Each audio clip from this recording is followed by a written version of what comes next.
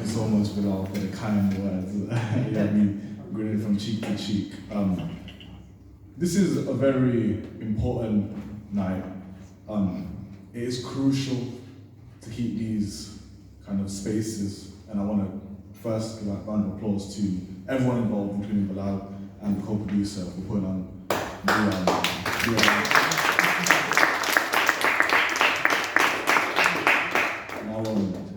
I wasn't familiar with this case. I came to learn more about it as the days went on. But the initial thought, and something I did speak about online, was resistance and what resistance really looks like. And I think it's beautiful because resistance is always going to be an uphill battle.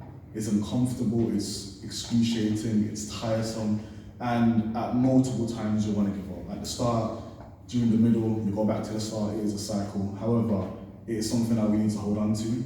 And nights like these where we are sharing similar stories and just sharing our art in general in light of this situation. I did write something for resistance. I wrote this quite a while ago. It was, I watched the documentary. It was about an organization called the White Helmets, and they operated in Syria. So they still operate to this day.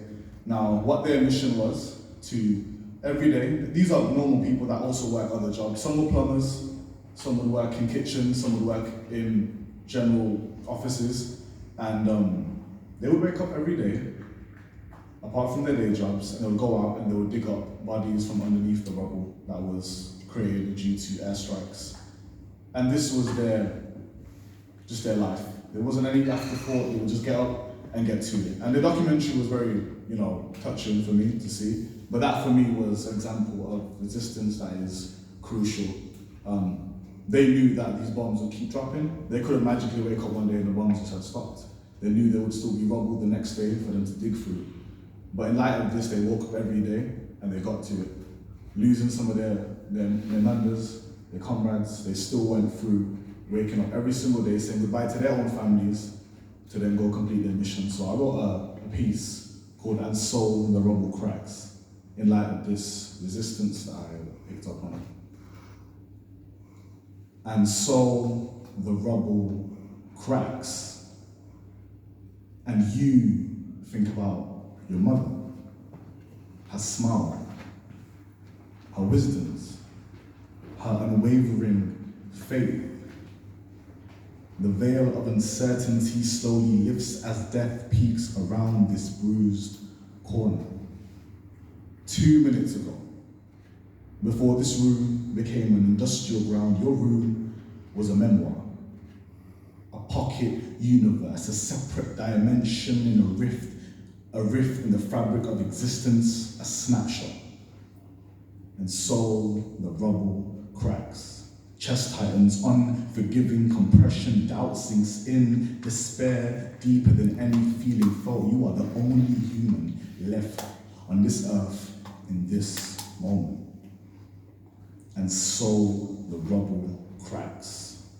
Time becomes a needle in a haystack. Only time will tell, only time will tell. And so the rubble cracks. What is the miracle of a 1-week-old baby found after 16 hours? We think a miracle is getting to the supermarket 2 minutes before it closes. Your mirror is shattered.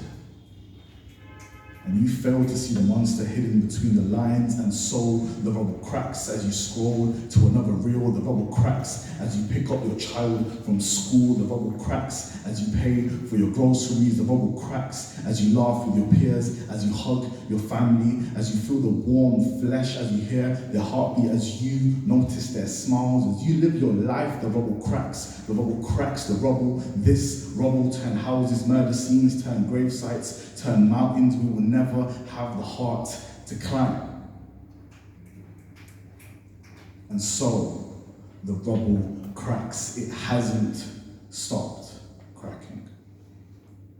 One day, you yourself might find yourself underneath the same cracks, under the same screams of families, muffled sirens, and the echoes of missed out childhoods. And so the rubble cracks. cracks and cracks. Thanks so much.